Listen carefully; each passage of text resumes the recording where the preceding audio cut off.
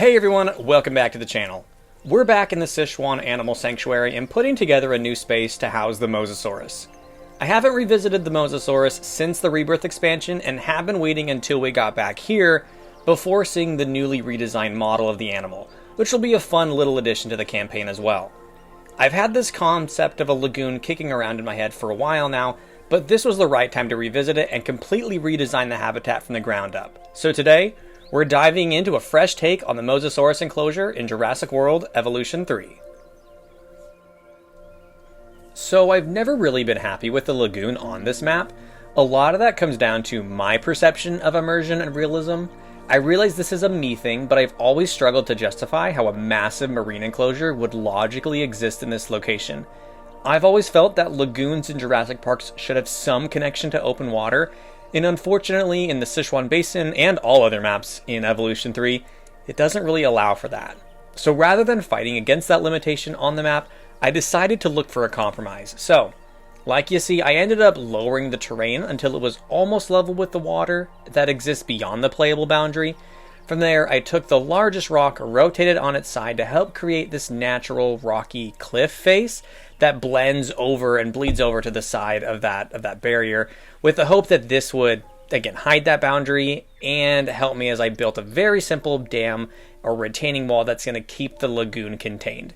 Is it realistic? Honestly, it's not perfect. It definitely asks for a little imagination, but for a solution that works within the limitations of the game, I think it does a pretty solid job selling that illusion. So as you've seen, I'm building a second dam structure and integrating it around the lagoon viewing gallery, and this time we're going to try to be a lot more responsible with the piece count. I learned my lesson the hard way with the Kronosaurus and Leopleurodon lagoon from an earlier build. That habitat ended up looking great, but I also went completely overboard with decorative pieces, custom structures, the environment details. By the time everything was finished, the build count had ballooned so much that uploading it to the workshop became near impossible. This time, I wanted to be a lot more disciplined and a little more responsible with the number of pieces I was using. The goal was to still create something that looked believable and detailed without turning the entire lagoon into a performance nightmare or something that was impossible for other players to download and use. So we're making the inside of this where only one side of it's actually going to be viewable or visible to our guests. The entrance to the actual hatchery bit of it is going to be hidden away. You're not going to be able to access that space. I didn't do that intentionally because I really don't feel like our guests should go that direction or be in that space very much. And I really want to make sure it feels like the area that's more open for them is going to be going directly towards the lagoon viewing gallery for this space. We're still going to make sure we have the details on the inside of this and putting a few pieces of planter boxes and some other foliage pieces in this area here. One of the things that we also still have is going to be that very large Mosasaurus statue.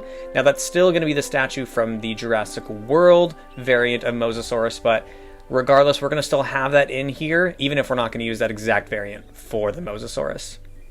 And speaking of the Mosasaurus, as I started working on this lagoon area and putting this all together, I did want to try to do a little more research on Mosasaurus to see if I could make this enclosure or the area around it at least somewhat paleo-accurate. The problem is that Mosasaurus doesn't exactly make that easy. And a lot of that is because, unlike some animals that are closely tied to one specific environment or a region, the fossils belonging to Mosasaurus and its close relatives are all over the world.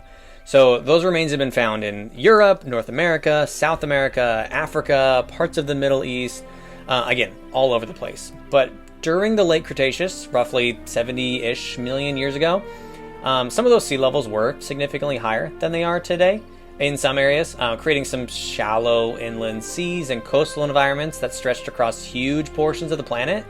And what we do know is that Mosasaurus would have spent some of its time in those kind of spaces. But the largest individuals of Mosasaurus, they could have been as long as 50 feet.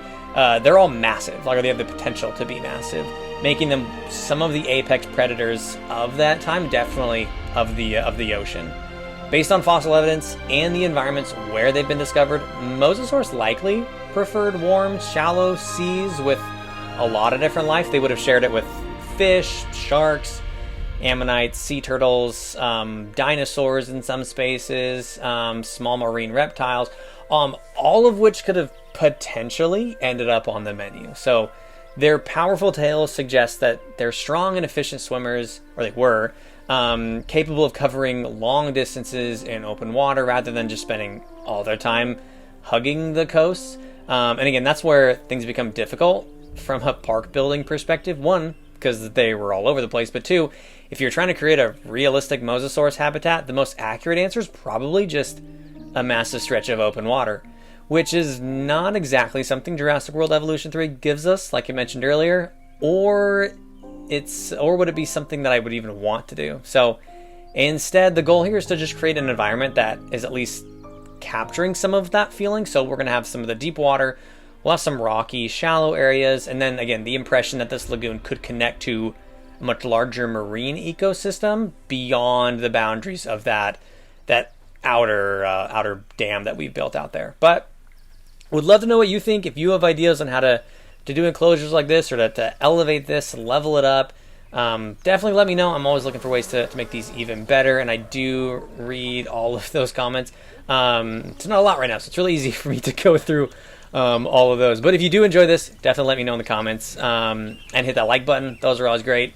If you'd like to support the channel even more, you're always welcome to and warmly invited to hit that or click that or whatever you want to do with that subscribe button. But also, I want to make sure everyone knows, like, a lot of the building pieces here, they do come from the Rebirth expansion. Using a lot of these pipes here, which is something that, as I see those in more things, like, I want to use these pipes more and get good at them. I don't know if these colors actually mean certain things or what they're supposed to mean, but we're just kind of going off of vibes on what these pipes are going to be for, but it felt like they were appropriate for the top of this dam.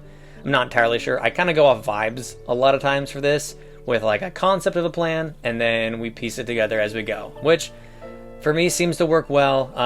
It makes it so it's easier for me to build, and I don't get incredibly frustrated, just minorly frustrated sometimes when I'm building something, including like what we built on as we walk into the lagoon area here. I wanted to make sure we had some way to make some money in this sanctuary for our animals here. So I already have a space to have the 2 of the different amenities, and then I want to make sure we had at least a third one down here to continue making a little bit of that money. And I do a lot of things with circles. We're going to use the circles a lot. There's not a lot of things in the game that are actually like good for these, especially as we're going around in circles with some of these. The build pieces kind of freak out, and you can kind of see the pixels yelling at each other. So we had to do a little bit of finessing that, having some of them overlap each other barely to make it work. But I feel like it was a good little added thing. I feel like I should do that more, as I like hate looking at some of these things and then seeing the pixels scream at each other.